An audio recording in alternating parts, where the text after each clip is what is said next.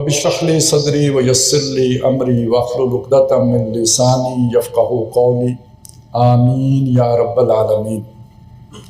یہ جو ارتقاء والا مسئلہ ہے نا، یہ خاصا گمبھیر مسئلہ ہے، اس کے ساتھ خواہ مخواہ شیاطین چمٹ جاتے ہیں۔ تو اس کو سمجھ لیجئے، ایک ارتقاء وہ ہوتا ہے جس سے کا انکار ممکن ہی نہیں ہے۔ مطلب بچہ ہوتا ہے، وہ دودھ پیتا ہے، پھر دودھ پینے سے وہ آگے بڑھتا ہے، وہ اب روٹی کو چوچی کہہ کے کھانا شروع کر دیتا ہے۔ اس طرح بڑھتے بڑھتے وہ لڑکپن سے گزرتا ہے، جوانی کو پہنچتا ہے، پھر اس کا آہستہ آہستہ عمر ڈھلنا شروع ہو جاتی ہے، پھر بوڑھا ہو جاتا ہے، پھر ختم ہو جاتا ہے۔ تو یہ عروج و زوال، یہ تو یوں سمجھیے ہماری زندگی کا خاصہ ہے۔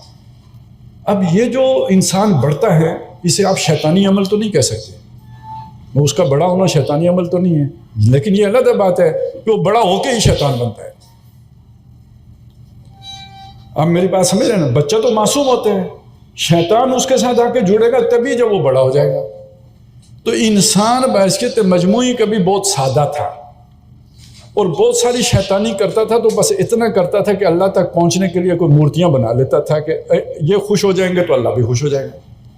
جو انسان بڑا ہوتا گیا نا، اس کی شیطنت بھی بڑھتی گئی۔ اب آپ دیکھیں نا کہ وہ قوم لوط نے عجیب قسم کی شیطنت سوچی، قوم مدین نے ایک نئی طرح سے ایکسپلائٹیشن کا نیا طریقہ سوچ لیا، فرعون نے جبر کا ایک نیا طریقہ استعمال کر لیا۔ تو جو انسان آگے بڑھتا رہا، شیطان بھی نئی کرتب دکھاتا رہا۔ تو جب ہم سوشل ایوولوشن کی بات کرتے ہیں تو اب انسان کتنا آگے بڑھ گیا، اس کو ذرا ذہن میں رکھیں کہ یہ جو بستیاں ہوتی تھیں نا، چھوٹی چھوٹی بستیاں، مصر کیا ہے بستی؟ کوئی یعنی آج کے کسی بڑے شہر جیسی شہر نہیں تھی مصر، یا سدوم اور عمورہ کی بستیاں کتنی بڑی بستیاں ہوں گی۔ آج دنیا کو بستی کہتے ہیں، گلوبل ویلیج۔ تو یہ ہے وہ سائز جو بڑا ہو گیا نا، وہ انسان جوان ہو گیا۔ اب آپ اگر اسے نبوت کے ساتھ جوڑیں تو خود نبی صلی اللہ علیہ وسلم نے ایک بات فرمائی ہے کہ ایک محل تھا، بہت شاندار تھا، اس میں ایک اینٹ کی کمی تھی۔ اس گھر دیکھنے والا کہتا تھا یہ اینٹ کیوں نہیں رکھی گئی؟ تو جان لو وہ اینٹ میں ہوں۔ الیوم اکملت لکم دینکم واتممت علیکم نعمتی ورضیت لکم الاسلام دینا۔ گویا نبوت کا محل بھی بنتے بنتے بنا ہے، آدم علیہ السلام سے لے کے محمد رسول اللہ صلی اللہ علیہ وسلم۔ یہ جو انسان کا تمدن ہے، یہ بھی بڑھتے بڑھتے بڑھتے یہاں پہ پہنچا ہے۔ اب ہوتا کیا رہا کہ انسان تمدن کی جس سطح پہ ہوتا تھا، اسی سطح کی اللہ اسے ہدایت بھی دیتا تھا۔ میں اس بات سمجھاؤں اگر، تو آدم علیہ السلام کے دور میں ان کے لیول کی بات تھی، لیکن جب آ کے فرعون نے دعویٰ کر دیا میں بادشاہ ہوں، تو اس لیول کی بات کی گئی۔ جب قوم لوط نے وہ والی برائی اختیار کر لی، تو وہ سمجھانے کے لیے حضرت لوط علیہ السلام کو اللہ نے بھیجا۔ حضرت نوح علیہ السلام کو تو وہ بات سمجھانے کی ضرورت نہیں تھی نا جو حضرت لوط علیہ السلام سمجھا رہے ہیں، اور حضرت موسیٰ علیہ السلام جو سمجھا رہے تھے وہ سمجھانے کی ضرورت حضرت شعیب علیہ السلام کو نہیں تھی۔ اب یہ بات ہے جو ہم سمجھانا چاہ رہے ہیں۔ تو نبی صلی اللہ علیہ وسلم سے لے کر قیامت تک رسالت کس کی چلنی ہے؟ محمد رسول اللہ کی۔ کوئی نیا نبی آنا ہے؟ نہیں آنا۔ کوئی نئی کتاب آنی ہے؟ نہیں، قرآن ہی قیامت تک کے لیے ہدایت ہے۔ لیکن یہ انسان بڑھتے بڑھتے گلوبل ویلیج بنا چکا ہے، نمبر ایک۔ نمبر دو یہ ہے کہ جیسے ابھی اویس چیمہ بھائی بتا رہے تھے، برائیاں کتنی آ گئی ہیں۔ میں اسے سادہ انداز میں کہوں تو یہ بات ہوگی کہ قوم لوط میں جو برائی پائی جاتی تھی، قوم شعیب کی جو برائی تھی، قوم فرعون کی جو برائی تھی، وہ ساری برائیاں جمع کریں، پھر ان برائیوں کو 1000 سے ضرب دیں تو وہ آج کا معاشرہ بنتا ہے۔ ٹھیک ہو گیا؟ مقابلے میں جو اللہ نے رہنمائی دینی تھی وہ کہاں ہے؟ اور آج وہ والی رہنمائی چلے گی جو نبی صلی اللہ علیہ وسلم کے دور میں قرآن مجید کی تعبیر آپ نے پیش کر کے کی تھی، یا آج کے لیے کوئی ضرورت ہے کہ جو آج کی اس گمراہی کو ختم کرنے کے لیے آپ کو کوئی محنت کرنی پڑے گی؟ یہ وہ بات ہے جس سے ہم دامن بچانا چاہتے ہیں۔ ہے شیطنت، میں مانتا ہوں شیطنت ہے، اقبال نے مانا ہے کہ شیطنت ہے، نظر کو خیرہ کرتی ہے چمک تہذیب حاضر کی، یہ سنائی مگر جھوٹے نگوں کی رضاکاری ہے۔ لیکن ان جھوٹے نگوں کو جھوٹا نگ ثابت کرنا بھی تو کسی کا کام ہے۔ اور یہ جھوٹے نگ آئے کیسے، شیطان نے واردات ڈالی کیسی، اور اس کے مقابلے میں رحمان کا پروگرام کیا ہے. یہ ہے بات جو سمجھنے کی ہے، جو ابھی ہمیں سمجھنی چاہیے. میں سمجھتا ہوں کوئی کسر رہ گئی ہے، وہ مجھے تھوڑی نکالنی پڑے گی، اس لیے میں ذرا وہی پچھلے مضمون کو لے کے آگے چل رہا ہوں. اور خوش نصیبی یہ ہے کہ تھوڑا سا وقت بچ گیا ہے دونوں مقررین کے اس میں سے، خاص طور پہ نوید بھائی نے تو 10 منٹ بچا لیے. تو اب آ جائیں اس چیز کی طرف کہ 1000 سال نبی صلی اللہ علیہ وسلم سے بات کے لے لیجئے نا، ان کو علیحدہ کر دیجیے، سائڈ لائن کر دیجیے. 1000 سال کو سائڈ لائن کر دیجیے. اور یہ 1000 سال کی اللہ کی تکوین میں کوئی اہمیت ہے. قرآن مجید میں اللہ کے 1000 سال کا ذکر بھی ہے، اور ان یومن عند ربک کالف سنۃ مما تعدون. تو یہ بات ہے 1000 سال کی. احادیث میں بھی اس 1000 سال کی بات آئی ہے، اور اس 1000 سال کا ذکر سابقہ کتابوں میں بھی ہے. یہ بات تھی لے کے جو اکبر کو جنہوں نے پٹیاں پڑھائی تھی. اکبر تو میری طرح ان پڑھ آدمی تھا، تو اس کے ساتھ ابو الفضل اور فیضی تھے اس وقت کے دانشور. میں نے گامدی صاحب نہیں کہا، اس وقت کے جو دانشور تھے وہ تھے جو اکبر کے ساتھ تھے. وہ اس کے جو سوچ ہوتی تھی اس کو پھر اعلیٰ علمی سطح پر پیش بھی کرتے تھے، اور پریزنٹیشن اس کو بھی دے کے مزید موقت کرتے تھے اسے. وہ اس کو کہتے بالکل آپ نے صحیح کام کیا ہے. یہ ابو الفضل اور فیضی کا کام تھا. قرآن کے عالم یہ تھے. اکبر تو رستہ چلتے پیدا ہوا تھا، آپ کو پتہ ہے، یہ سندھ کے علاقے میں ہی پیدا ہوا. یہ ہمایوں کو مار بگایا تھا، وہ فرار ہو رہا تھا، اور ادھر رستے میں پیدا ہوا. اسے پڑھنے کا موقع ہی نہیں ملا. ان پڑھ بندہ، لیکن تھا گریٹ بندہ. یعنی ہندوستان کا سب سے بڑا حاکم اکبر دی گریٹ، لیکن اکبر دی ان پڑھ. اور اس کے اوپر جو 2 شیطان بیٹھے ہوئے تھے وہ میں نے آپ کو بتا دیا، جو اسے سارے وہ الک شیطان فی امنیتہ ہی والا کام کرتے تھے. یہ وہ 2 تھے جو اس کے ساتھ تھے. تو وہ جو پٹی پڑھائی گئی تھی وہ یہی تھی کہ حضور کا دور 1000 سال کے لیے تھا. یہ جو اگلا 1000 سال شروع ہو رہا ہے، اس کے لیے ہمیں خود کچھ سوچ کر کام شروع کرنا پڑے گا. اب آپ اس بات کا ذرا تھوڑا سا جائزہ لیں. ٹھیک اس وقت میں ویسٹ میں کیا ہو رہا تھا؟ جب اکبر کو یہ پٹیاں پڑھائی جا رہی تھی، یہ وہ وقت ہے کہ جب ویسٹ بھی انگڑائی لے رہا تھا ڈارک ایج سے، بقول ان کے انلائٹنمنٹ کی طرف جو ان کا سفر تھا. یہ آج سے 400 سال پہلے ہی کا سفر ہے، اسی 1000 سال کے بعد کا سفر ہے. اور اگر آپ کچھ تورات کا مطالعہ کر لیں جو آخری دور سے متعلق ہے، اور جو خاص طور پر نبی صلی اللہ علیہ وسلم کی پیشن گوئیوں سے متعلق ہے، تو اس میں بھی ذکر ہے کہ 1000 سال کے بعد وہ جو فارکلیت آئے گا، اس کے 1000 سال کے بعد جو پرانا سانپ ہے، یعنی ابلیس، شیطان، جو شر کی جو طاقت ہے، سانپ کہاں اسے، وہ 1000 سال کے بعد یاجوج اور ماجوج کے لشکر لے کر قدسیوں کے شہروں پر ٹوٹ پڑے گا. تو یہ جو ویسٹ کا عروج ہے نا، یہ ایک حضور صلی اللہ علیہ وسلم کے 1000 سال کے بعد ہے. تو میں یوں کہوں کہ جب انسان ایک خاص حد تک پہنچ گیا، تو اب شیطان نے اپنا منصوبہ دنیا میں اتارنا شروع کیا. اس منصوبے کو اتارنے کے لیے اس نے 2 حصے دنیا کے بنائے. ایک ویسٹ میں اس نے ایک سوچ اجاگر کی، میں اس کا ٹائم نہیں لے رہا، آپ کا صرف اشارہ کر رہا ہوں. دوسرا اس نے ہندوستان کو چنا اور اکبر کو پٹیاں پڑھانی شروع کر دی اپنے 2 نائبین کے ذریعے، اپنے 2 پیغمبروں کے ذریعے، جو آپ مناسب الفاظ استعمال کر لیجئے، ان کے ذریعے اکبر کو کہانی پڑھانی شروع کی. ویسٹ میں جو شیطان چاہتا تھا وہی ہوتا چلا گیا. اس کا منصوبے کے آگے کسی نے روک رکاوٹ نہیں کی. یہ نکتہ ہے، سمجھیں. لیکن ہندوستان میں جب وہی امپلیمنٹ کرنے کی کوشش کی تو اللہ تعالیٰ نے اپنے ایک بندے کو کھڑا کر دیا. گردن نہ جھکی جس کی جہانگیر کے آگے، اور جس کو قدرت نے برحق خبردار کیا. وہ کون ہے؟ وہ ہے مجدد الف ثانی. تو اگرچہ کہ پاکستان کی بنیاد اس دن پڑ گئی تھی جب پہلا ہندو مسلمان ہوا تھا، لیکن وہ بنیاد اس دن منہدم ہو جاتی اگر مجدد الف ثانی نہ کھڑے ہوتے جہانگیر کے مقابلے میں. مزے کی بات نوٹ کیجئے، یہ سارا کچھ جو ہو رہا تھا توحید کے نام پر ہو رہا تھا. آج ہمیں لوگ بتاتے ہیں کہ فلانے صاحب نے توحید پر بڑا کام کیا ہے. مولانا وحید الدین خان صاحب نے توحید پہ بڑا کام کیا ہے. غامدی صاحب توحید پر بڑا کام کر رہے ہیں. تو حضرات محترم یہ جو وحدت ادیان کا فلسفہ آ رہا تھا نا وہ بھی توحید کے نام پر ہی آ رہا تھا. توحید کی اعلیٰ ترین کوئی صورت ہو سکتی ہے وہ وحدت الوجود ہے. اعلیٰ انٹلیکچوئل لیول کی توحید جو ہے نا وہ وحدت الوجود میں آ کے ظاہر ہوتی ہے اور اسی کے ذیل سے پھر وحدت ادیان نکالا گیا تھا. یہ سمجھیں یہ نکتہ.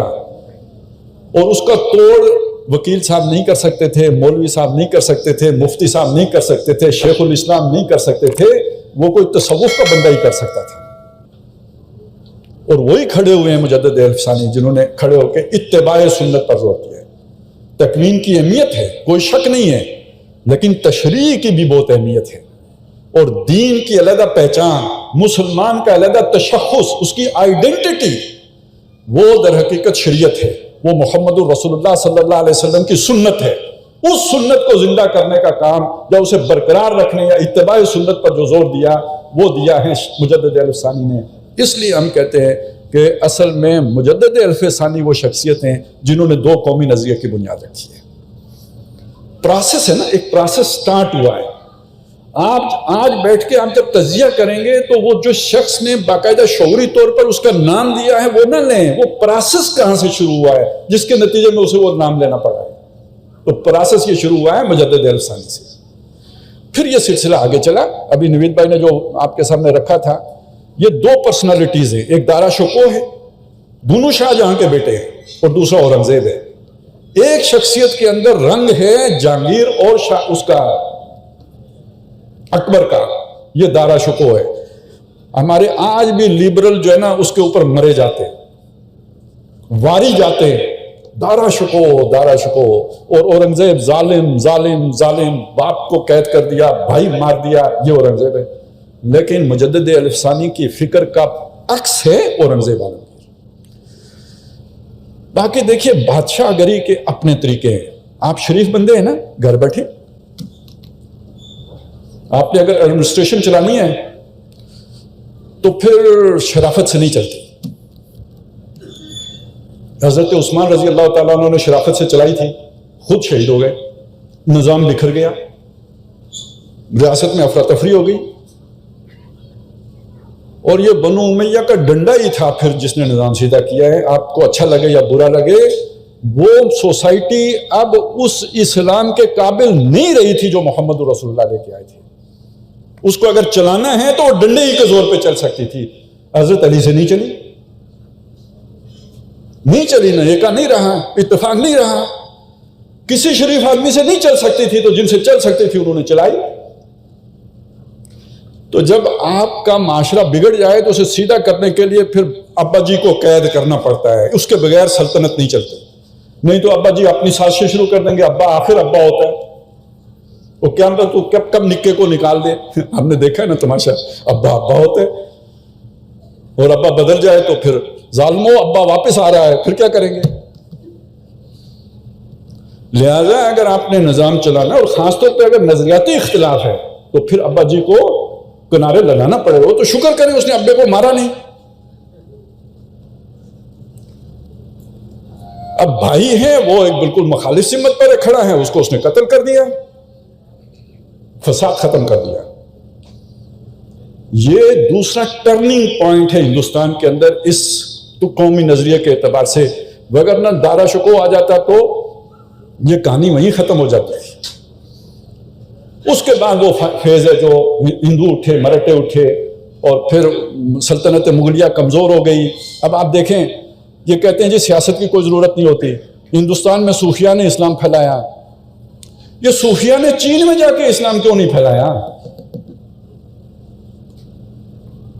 اوپر چھتری سیاست کی چاہیے ہوتی ہے تو نیچے صوفیاء کو بھی گنجائش ملتی ہے کام کرنے کی, وگرنہ مخالفین صوفیاء کو نہیں چھوڑتے.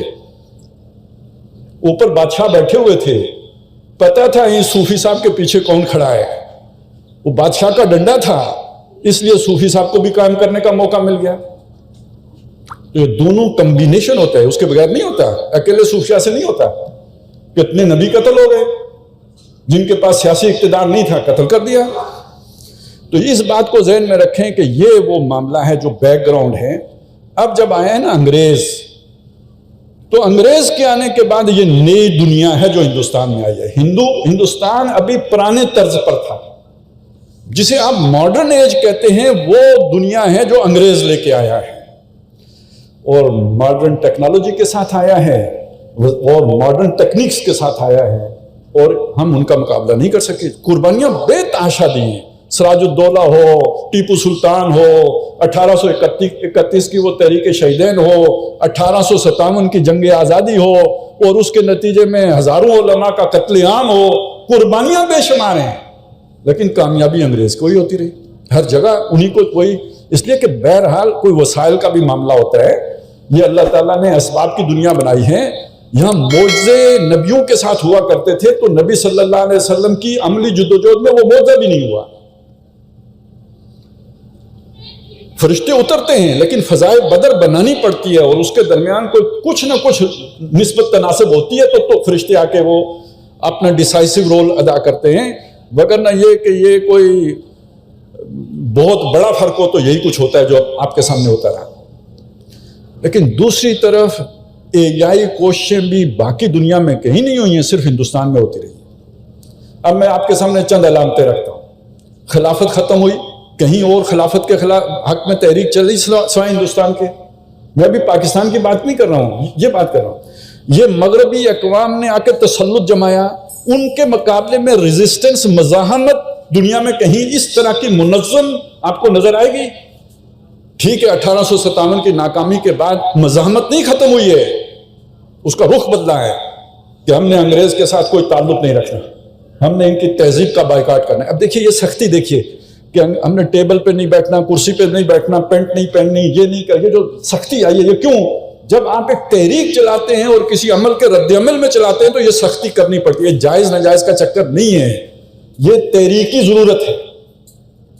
انہوں نے طے کیا کہ ہم انگریز کی تہذیب کا، اس کے تمدن کا، اس کی سیاست کا بائیکاٹ کریں گے. ٹھیک ہے، ہمارے لیے جو دنیا نہیں رہی، ہم جا کے کسی درخت کے نیچے قال اللہ و قال رسول کرتے رہیں گے، جئیں گے اپنی زندگی، انگریز کی مرضی کی زندگی نہیں جئیں گے. ہم اپنا طریقہ نہیں چھوڑیں گے. یہ وہ طریقہ ہے جو دیوبند نے اختیار کیا، اس کا کوئی انکار نہیں کر سکتا. پھر پوری دنیا میں مدرسے آج کہاں پہ سب سے زیادہ ہیں؟ یہی خطہ ہے جہاں مدرسے زیادہ ہیں. اب دوسری طرف آئیں، مسلمانوں ہی میں سے ایک طبقہ اور اٹھا، انہوں نے کہا نہیں، اس طرح تو ہم بن جائیں گے شودر، ہم مین سٹریم سے بالکل نکل جائیں گے، یہ بھی تو اسلام کے ختم ہونے والی بات ہو جائے گی. اور جو مسلمان اگر مین سٹریم میں چلنا چاہے گا تو وہ ہندو بن جائے گا، وہ کرسچن ہو جائے گا، دہریہ ہو جائے گا، ملحد ہو جائے گا. اس کو بچانا ہے تو کیسے بچائیں؟ یہ وہ چیز ہے جو سر سید کو سوچی. سر سید کے جذبے کو آپ اگر سامنے رکھیں، آج کے سارے ہمارے بڑے بڑے علماء ہیچ معلوم ہوں گے. ان کی غلطیاں اپنی جگہ پہ، فکری غلطیاں جو ٹھوکریں عقائد کے میدان میں انہوں نے کھائی ہیں وہ اپنی جگہ پہ. جو ان کا عشق رسول ہے، جو محبت رسول ہے، جو امت کا غم ہے، یہ آپ کو آج بڑے بڑوں میں نہیں نظر آئے گا جو سر سید احمد خان کے یہاں آپ کو ملے گا. اس کا پھر وہ تقاضا ہے کہ انہوں نے یہ سمجھا کہ ہمیں یہ جدید تعلیم حاصل کرنی پڑے گی. یہ مختلف سوچ تھی. وہ قدیم تعلیم تھی ہماری پرانی سلسلہ روایت کا، اب ہمیں جدید تعلیم بھی حاصل کرنی پڑے گی.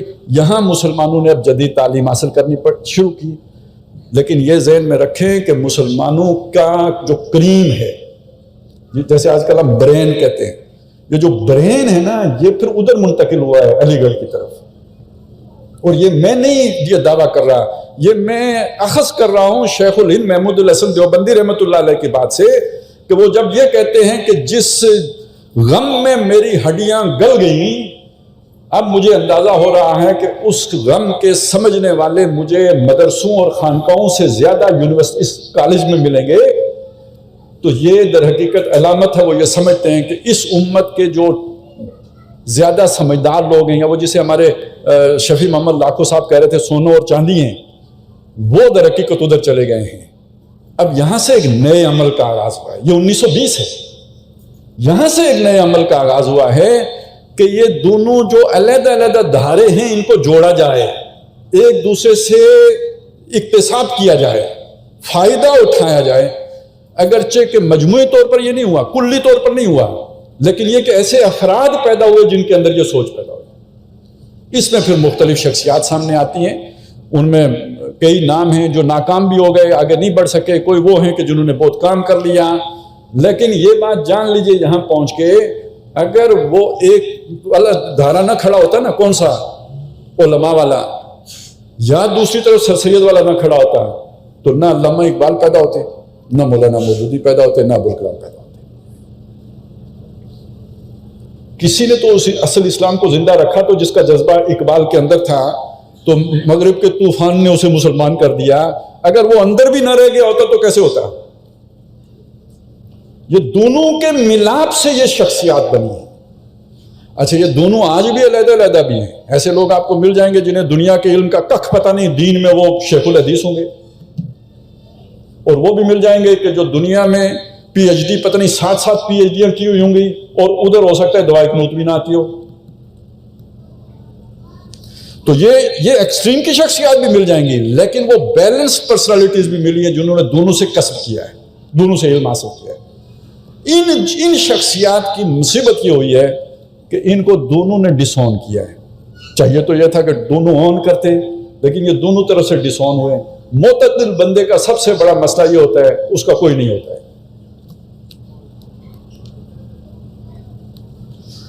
دائیں والا اسے بائیں والے کے ساتھ شامل کرتا ہے، اور بائیں والا اسے دائیں والے کے ساتھ شامل کرتا ہے، کیونکہ اس کے دائیں طرف ہوتا ہے اور اس کے بائیں طرف ہوتا ہے، یہ اسے اس طرف کر دیتا ہے۔ سب سے مشکل کام ایکسٹریمسٹ سوسائٹی کے اندر اعتدال کی بات کرنا ہے کہ آپ کے ساتھ کوئی بھی نہیں ہوتا، اپنے بھی خفا مجھ سے، بیگانے بھی ناخوش، یہ پرابلم اس کا ہوتا ہے۔ اور ان شخصیات کے ساتھ یہ مسئلہ ہوا، لیکن سوسائٹی کے اندر جو معتدل مزاج رکھنے والے لوگ ہوتے ہیں، سوچ رکھنے والے لوگ ہوتے ہیں، وہ ان کی طرف اٹریکٹ ہوتے ہیں، وہ ان کی طرف بڑھتے ہیں۔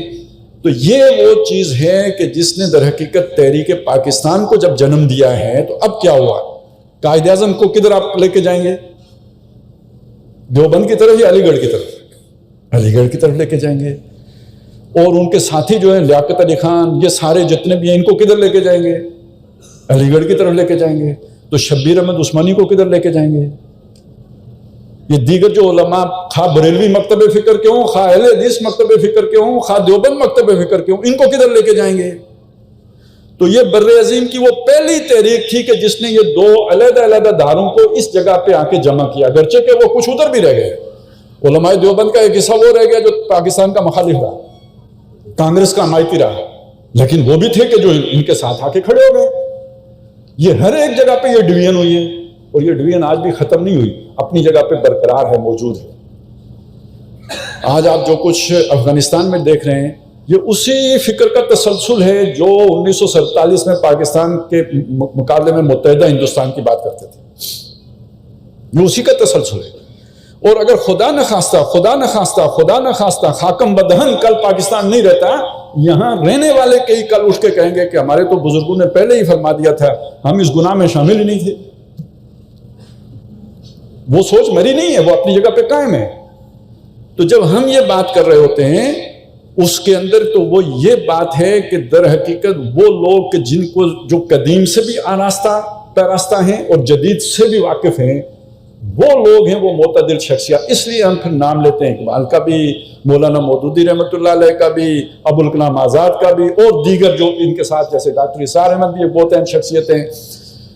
اس کا نتیجہ کیا نکلا ہے، میں آپ کے سامنے ابھی وہ بات رکھنا چاہتا ہوں کہ پاکستان کے قیام کے پیچھے جو ایک صورت تو یہ تھی کہ مسلمانوں کے حقوق کا تحفظ کیا جائے، ہندو اکثریت کا خوف، جیسے آج انڈیا میں ہو رہا ہے۔ دیکھیں، اب بھی اگر کوئی دو قومی نظریے کو نہ مانے، اب بھی یہ سمجھے کہ قائد اعظم جو ہے نا وہ ایسے ہی بات کرتے تھے، تو یہ اس نے تو آنکھیں بند کی ہوئی ہیں، یہ تو اندھا ہے۔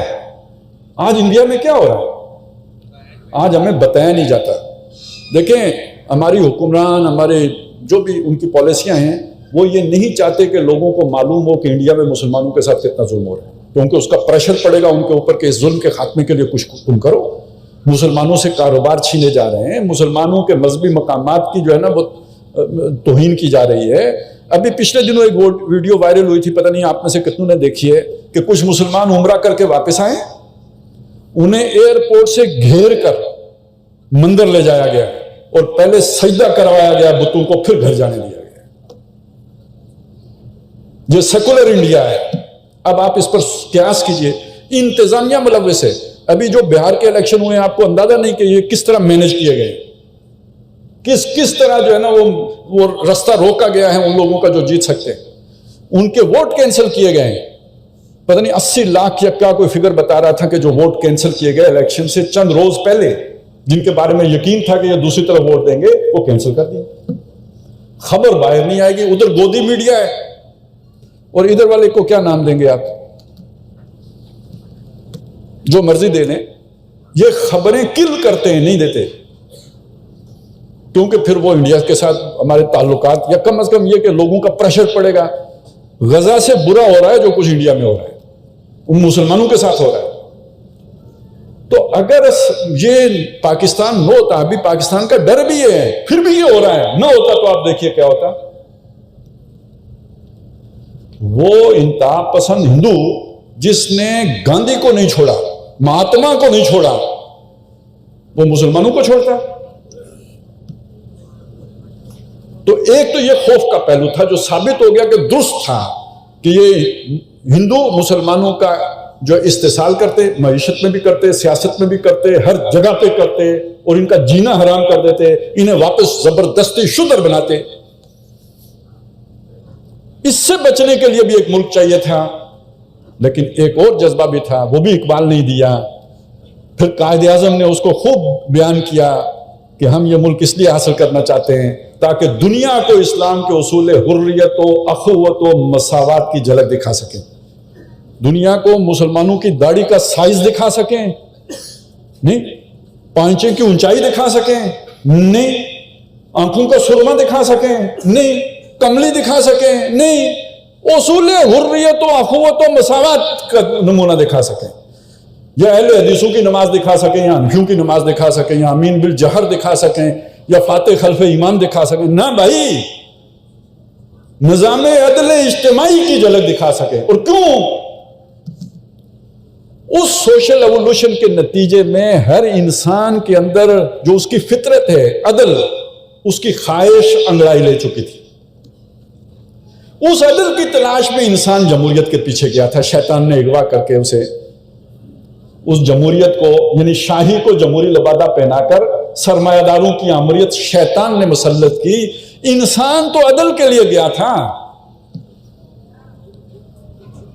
پھر معلوم ہوا جب انسان کو کہ اس میں عدل نہیں ہے, تو اب انسان نے ٹھوکریں کھائیں, پلٹا اور کمیونزم کی شکنجے میں پھنس گیا. اب ہمارے بھائی کہہ رہے تھے اویس چیمہ کہ آزادی نہیں ہے, بے ایمانی ہے, بددیانتی ہے. بھائی یہ سوشل ایوولوشن کا پروسیس کبھی بھی شیطان نے کھلا نہیں چھوڑا ہے. یہ جمہوریت بھی قربانیاں دے کے آئی تھی, کروڑوں انسان قتل ہوئے تو پھر جمہوریت آئی تھی. اور کمیونزم کو بھی راستہ کھلا نہیں ملا تھا, وہاں بھی کروڑوں قتل ہوئے تو پھر کمیونزم آیا تھا. لیکن یہ جو مرے تھے, یہ کیوں مرے تھے؟ جمہوریت پہ جو مرے یا کمیونزم پہ جو مرے, یہ عدل کے لیے مرے تھے. یہ نو انسانی کی فلاح, بہبود, ان کی بہتری, ان کو اچھا ایک نظام زندگی دینے کے لیے انہوں نے قربانیاں دی تھیں. ملا کیا؟ ایک کو ملا سرمایہ داروں کی آمریت اور دوسرے کو ملا ایک نظریاتی جماعت کی آمریت. اور بدترین ڈکٹیٹرشپ ثابت ہوئی ہے وہ, اور ہر شے چھین لی ان سے, ہر شے پبلک پراپرٹی قرار دے دی گئی. یہ ظلم ہو گیا. عدل ڈھونڈنے گئے تھے, ظلم ملا. اب اس تناظر میں آپ سمجھیں کہ وہ عدل کا نظام ہے کس کے پاس دنیا میں؟ وہ ہیں مسلمانوں کے پاس. وہ جو نوید صاحب بتا رہے تھے کہ اللہ تعالیٰ نے گارنٹی کیا ہے کہ اسے محفوظ رکھے گا, اس کے لیے اللہ نے کیا کیا کام کیے.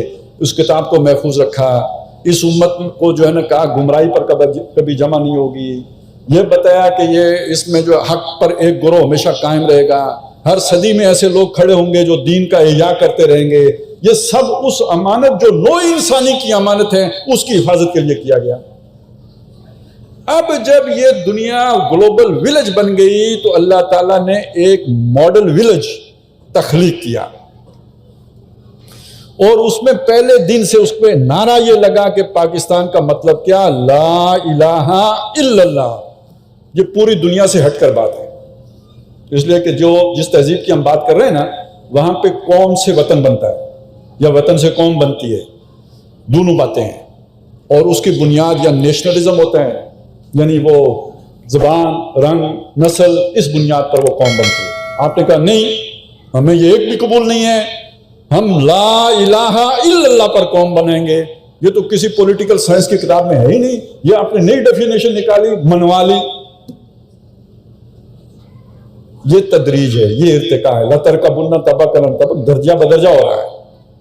اب دین غالب نہیں ہوا اس وقت، لیکن پاکستان بنا لا الہ الا اللہ کے لیے تھا. اور اس کی تشریح کیا ہے؟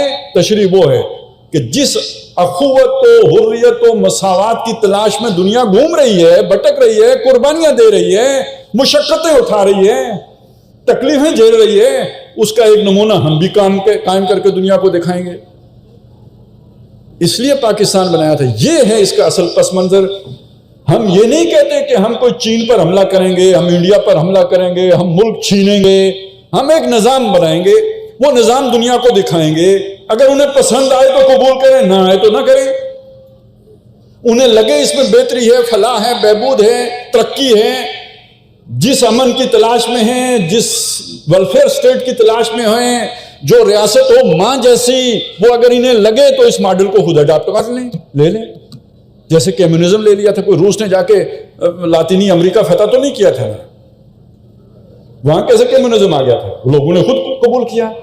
تو ہمارے نظام کے اندر اتنی کشش ہے، اتنی طاقت ہے کہ لوگ اس کی طرف لپکیں گے. ہمیں حملہ کرنے کی ضرورت نہیں ہے. یہ بدلی ہوئی دنیا، یہ ایوولوشن کا تقاضا ہے جو ہم لوگوں کو سمجھانے کی کوشش کر رہے ہیں. اس کے لیے کوئی بڑے جو ہے نا وسائل کی ضرورت نہیں، ہاں دفاعی وسائل ہونے چاہیے، اس لیے کہ بہرحال شیاطین اگر حملہ آور ہوں تو آپ اپنا دفاع کر سکیں. تو میری سمجھ یہ کام کرتی ہے کہ 1947 سے لے کر 2025 تک اللہ تعالیٰ نے اس پاکستان کو بچانے کے لیے جو بھی طور طریقے اختیار کیے، یہ بالکل ایسے ہی ہے جیسے فرعون کے دربار میں اللہ تعالیٰ نے موسیٰ علیہ السلام کو پروان چڑھایا. اور یہ جو مئی کا مہینہ گزرا ہے اس سال، اس کے بعد یہ اعلان ہو گیا ہے کہ اب پاکستان اپنے پاؤں پر کھڑا ہو گیا، بچہ جوان ہو گیا. وہ جو قبطی کو ایک مکہ پڑا تھا نا موسیٰ علیہ السلام کو، فقضا، اسے پاری کر دیا تھا. کم از کم ہم نے مودی کی چینچی بند کر دی ہے.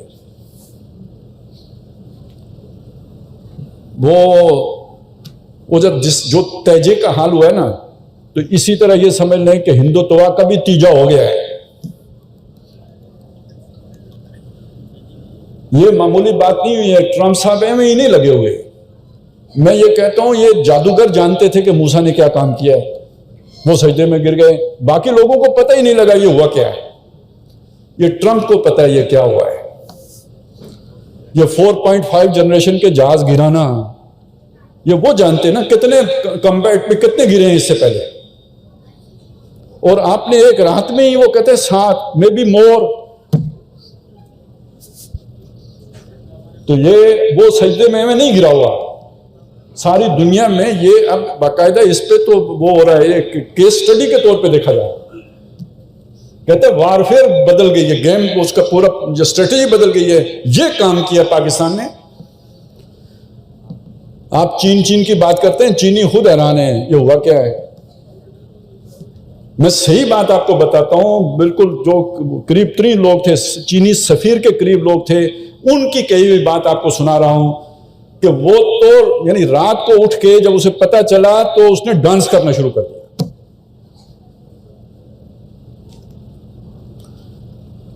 یہ ہم قوم ہے نا، ہماری صلاحیتیں بھی ہیں، لیکن ہمارے جو کچھ حرکتیں ہیں وہ آپ کو پتہ ہے نا. یہ مجھے خدائی منصوبے سے کم کوئی بات معلوم نہیں ہوتی. ایسا نہیں ہوا کرتا بھائی دنیا میں جیسا ہو رہا ہے. یہ ہے وہ شفٹ جو اللہ تعالیٰ دنیا کا لے رہے ہیں. اب اس کو میں چاہتا ہوں ذرا تھوڑا سا سمجھ لیں. یہ بات جو ہے نا ذرا میں اصل بات تو یہ کرنا چاہ رہا تھا ابھی آپ کے سامنے جو اب کرنے لگا ہوں، لیکن وہ کچھ پیچھے پاڑے رہ گئے تھے، وہ نکالنے بہت ضروری تھے. یہ جو نظام ہے نا جو اللہ تعالیٰ چلاتے ہیں، اصولی بات یہ ہے کہ اللہ حق کو غالب کرتے ہیں، لیکن باطل بھی بیچ میں آتا ہے. باطل کے آنے کا فائدہ کیا ہوتا ہے؟ کیوں آتا ہے؟ اللہ کیوں آنے دیتے ہیں؟ اللہ کا کوئی کام حکمت سے خالی نہیں ہے. جب تک باطل نہ آئے حق کی قدر نہیں ہوتی. یا چلے میں اسے ایک اور طریقے سے آپ کو بتا دیتا ہوں. نبی ہوتے ہیں نا، وہ ایمان کے جس درجے پہ ہوتے ہیں تو اس کے پیچھے کیا حقیقت ہوتی ہے؟ حقیقت یہ ہوتی ہے کہ میں نے ایمان فرشتہ دیکھا ہے؟ نہیں. نبی نے دیکھا ہوتا ہے، اس کے پاس آتا ہے فرشتہ، اس کے ایکسپیرینس میں ہے فرشتہ. تو وہ ساری باتیں جو میرے اور آپ کے لیے غیب ہوتی ہیں وہ نبی کے سامنے ہو رہا ہوتا ہے، وہ تو مشاہدہ کراتا ہے اللہ کا، اللہ تعالیٰ اس کو. وَكَذَلِكَ نُرِي إِبْرَاهِيمَ مَلَكُوتَ السَّمَاوَاتِ وَالْأَرْضِ. نبی کہے کہ اللہ مردے کو کیسے زندہ کرے گا؟ کہتے تو مانتا نہیں؟ کہ ہم مانتا تو ہوں جیسے ہم مانتے ہیں. وَلَكِنْ لِيَطْمَئِنَّ قَلْبِي، لیکن ایکسپیریمنٹ کرنا چاہتا ہوں. سائنس میں تو ایکسپیریمنٹ ہوتا ہے نا، تو میں ایکسپیریمنٹ کرنا چاہتا ہوں. تو کرا دیا اللہ نے، کر یہ پکڑ 4 پرندے اور پھر یہ کر، اور یہ اس کے بعد پکا یقین ہو گیا، آنکھوں کے سامنے ہوا نا. دیکھیں یہ فرق ہوتا ہے تھیوری کا اور ایکسپیریمنٹ کے بعد. سائنٹسٹ بھی جو ہے نا ایکسپیریمنٹ کرنے کے بعد اسے یقین آتا ہے کہ تھیوری میری ٹھیک تھی. اللہ نبیوں کو یہ والے ایکسپیرینس کرواتا ہے، عام آدمی کو تو یہ ایکسپیرینس نہیں ہوتے.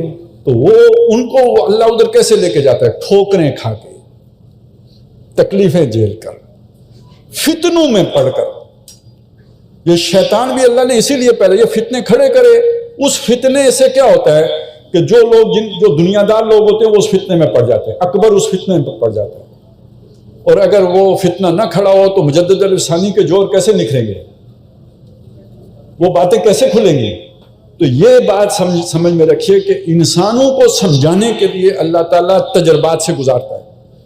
وہ وہی جو اتری تھی جس کے مطابق پہلا معاشرہ تشکیل پایا تھا، وہ محمد رسول اللہ صلی اللہ علیہ وسلم نے 1500 سال پہلے کیا. انسانی عقل، انسانی شعور، انسانی سوچ اس کے آس پاس بھی نہیں تھی. اس وجہ سے تھوڑے ہی عرصے کے بعد وہ واپس قبائلی طرز پر چلا گیا. ہم کہتے ہیں نا بنو امیہ چلے تو ادھر ہی جانا تھا. ابھی انسان وہاں پہنچا ہی نہیں تھا کہ وہ اس نظام کو لے کے چل سکتا جو محمد رسول اللہ صلی اللہ علیہ وسلم لے کر آئے تھے. اس کا اجتماعی شعور ابھی وہاں نہیں پہنچا تھا. نظام چلانے کے لیے جو طاقت درکار ہوتی تھی وہ نظریاتی طاقت نہیں مل سکتی تھی، تو قبیلے کی طاقت مل گئی اور نظام چل پڑا. اب اللہ نے ان تجربات سے گزارا، یہ جو 1400 سال کے تجربے ہیں. اب انسان کا اجتماعی شعور اس کے آس پاس پہنچ گیا ہے، مکمل نہیں پہنچ، آس پاس پہنچ گیا ہے. اب انسان تجربات کرتا کرتا نزدیک آ گیا ہوا ہے، گویا اس کا ذہن کھل چکا ہوا ہے. یہ جو ایک مضمون آتا ہے نا سورہ انعام میں کہ ہم نے نبی آپ سے پہلے نہیں کوئی نبی رسول بھیجا مگر یہ کہ فَأَخَذْنَاهُمْ بِالْبَأْسَاءِ وَالضَّرَّاءِ لَعَلَّهُمْ يَتَضَرَّعُونَ. جن لوگوں کی طرف بھیجا انہیں تکلیفوں میں ڈالا، مصیبتوں میں ڈالا تاکہ وہ گڑ گڑائیں، حق مانگیں، ایسے پھنس جائیں کہ انہیں رستہ نہ ملے. تو یہ جو ترتیب ہمارے ساتھ اس امت کے ساتھ ہوئی ہے کہ اب پوری نوع انسانی کے ساتھ ہوئی ہے، ایک نظام آزمایا، دوسرا نظام آزمایا، رستہ نہیں مل رہا، اب تلاش میں ہیں. ایسے میں اللہ تعالیٰ نے ایک ملک کھڑا کیا جس کا مشن ہی یہ ہے کہ ہم دنیا کو یہ رستہ دکھائیں. اس ملک کو اللہ نے تناور بنا دیا، طاقتور بنا دیا، قوت والا بنا دیا عسکری اور ہر اعتبار سے، اور وہ اپنا دفاع کرنے میں کامیاب ہو گیا. یہ اکیلا انڈیا نہیں تھا، اس کے پیچھے امریکہ بھی تھا، وہ چپ کر کے تماشا دیکھ رہا تھا. بعد میں وہ خیر ہے کوئی نہیں چھوڑ دو وہ انڈیا کو بچانے آیا تھا. اور جب اس نے دیکھا کہ یہ چنا جو ہے نا یہ سخت ہے، یہ چبایا نہیں جا سکتا، تو اب وہ دوستی کرنے پہ آ گیا. یہ بدلی ہوئی دنیا ہے. اس میں اب ہم یہ بات سمجھ لیں، ہم زیادہ عرصہ تک ٹیکنالوجی کے بل پر ان کا مقابلہ نہیں کر سکتے. وہ انڈیا کو اسٹرینتھن کریں گے، ابھی کام ہو رہا ہوگا، اس میں اسرائیل بھی ہوگا، اس میں امریکہ بھی ہوگا، یہ سارے ہوں گے. یہ جو اللہ نے موقع دیا ہے یہ ہے وہ موقع جس سے فائدہ اٹھا کر ہم اپنے نظریے کی طرف پیش قدمی کریں, ہم صحیح اسلام کی طرف قدم بڑھائیں. آپ سوچیں اگر آج ہم صحیح اسلام کی طرف قدم بڑھاتے ہیں, 27ویں 28ویں ترمیم آ گئی ہے, 29ویں بھی لے ہیں, کوئی مسئلہ نہیں ہے, 28ویں آنے والی ہے کہتے ہیں. اگر ہم اسلام کی طرف بڑھتے ہیں تو یہ سارا نیریٹو جو طالبانوں نے بنایا یہ اڑ نہیں جائے گا. جو سودا اپنا بیچتے ہیں کہ جی یہ اسلام مخالف ہیں, طاغوت ہیں اور یہ ہیں اور وہ ہیں, سارا اڑ نہیں جائے گا. اور یہاں پہ اگر وہ حقیقی اسلام آتا ہے تو ان کی دال کتنے دن اور گلے گی. نمبر 1. نمبر 2, یہ جو جو سینٹرل ایشین سٹیٹس ہیں وہ تو منہ کھولے منتظر ہیں کہ کوئی نظام ہو جس کو ہم قبول کریں اور لے کے چلیں, اور وہ ہمارے ساتھ اگر شامل ہو جاتے ہیں تو ہم وہ جو کبھی کبھی اسٹریٹجک ڈیپتھ کی بات کی جاتی تھی, اس سے بڑی ہمیں اور کون سی طاقت ہے جو پیچھے سے ملے گی. اور اس نظریے کے اندر اتنی جان ہو کہ اس کو مغرب کا بندہ بھی اپنے لیے سمجھے کہ یہ میری بہبود ہے, اس میں فلاح ہے اور کامیابی ہے. تو یہ جو شیطانوں نے جنہوں نے دنیا پر قبضہ کر رکھا ہے یہ کتنا عرصہ اور چلائیں گے؟ اس کو نہیں چلا سکتے. یہ پوٹینشیل ہے پاکستان کا, یہ مینارہ نور بن سکتا ہے پاکستان سارے جہاں کے لیے. یہ ہے وہ بات کہ جو میرے اور آپ کے سمجھنے کی ہے. اب مجھے بتائیں ہمیں دوسروں کو سمجھانا کیا چاہیے؟ یہ جو فقہی بحثیں ہیں یہ آپ علماء اور مفتیوں کے لیے چھوڑ دیجیے. یہ جو مسلکی جھگڑے ہیں یہ بھی آپ ان کے لیے چھوڑ دیجیے. آپ کے کرنے جیسے اسپیشلائزیشن کا دور ہے نا, آپ کی ایک اسپیشلائزڈ ڈیوٹی ہے, وہ یہ ہے کہ یہ جو دنیا اسلام کا نظام عدل ہے اس کو پریپیگیٹ کریں, اس کے وکیل بنیں. خود مسلمانوں نے پاکستان کو بھی سمجھائیں کہ یار یہ طالبانی نظام نہیں ہے, یہ اور شے ہے. اس میں اقتدار کسی طبقے کا نہیں ہوتا, کسی کلرجی کا نہیں ہوتا, کسی فرد کا نہیں ہوتا. یہ مسکنسپشن ہے. یہاں اقتدار اللہ کا ہوتا ہے اور باقی سب اللہ کے بندے ہوتے ہیں. کونو عباد لی, میرے بندے بنو